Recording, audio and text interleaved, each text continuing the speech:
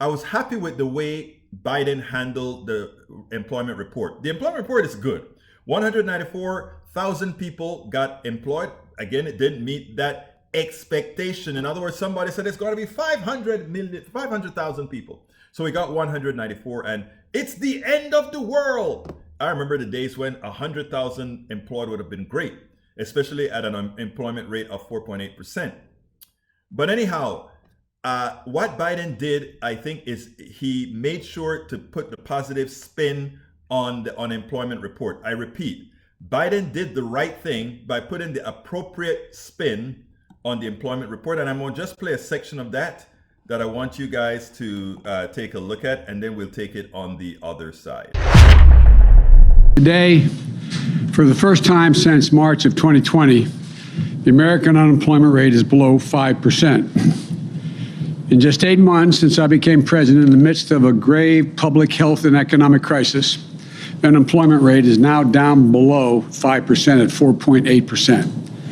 Let me just repeat that. Today's report has the unemployment rate down to 4.8%, a significant improvement from when I took office and a sign that our recovery is moving forward, even in the face of a COVID pandemic.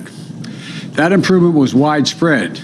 Unemployment for Hispanic workers was down, and the unemployment rate for African Americans fell almost a full percent, and it's now below 8% for the first time in 17 months. A drop of 496,000 in long-term unemployment is the second largest single-month drop since we started keeping records. The largest was in July. So in the past 3 months, we've seen a drop of 1.3 million long-term unemployed. That's the largest 3-month fall in long-term unemployment since we started keeping records in 1948. More to do, but great progress. And working Americans are seeing their paychecks go up as well. In September, we saw one of the largest increases in average wages paid to workers, working Americans on record. Today's report comes one day after the Labor Department found, in the third quarter of this year, the number of layoffs and job reductions was the lowest in this country since 1997. Overall, the unemployment report shows almost 200,000 jobs were created last month, over 300,000 in the private sector, and 26,000 in manufacturing, offset by some seasonal adjustments in education hiring. The monthly totals bounce around, but if you take a look at the trend, it's solid. On average, 600,000 new jobs created every month since I took office. And in 3 months before I got there, that was 1/10 what was being created. It's 60 to 60,000 as opposed to 600,000 jobs a month. In total, the job creation in the first 8 months of my administration is nearly 5 million jobs. Jobs up, wages up, unemployment down. That's progress.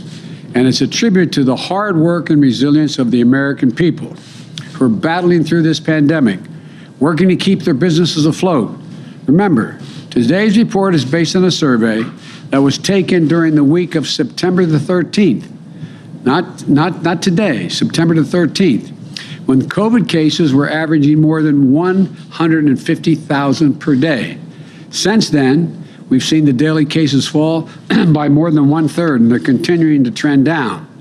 We're continuing to make progress. Right now, things in Washington, as you all know, are awfully noisy. Turn on the news, and every conversation is a confrontation. Every disagreement is a crisis. But when you take a step back and look at what's happening, we're actually making real progress. We're actually making real progress, and that is the truth. We are actually making real progress.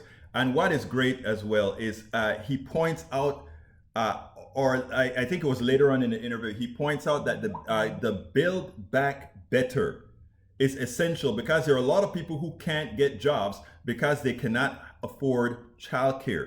So you want to get more people working, you want to get more people employed, then go ahead and pass these bills that allow that to happen.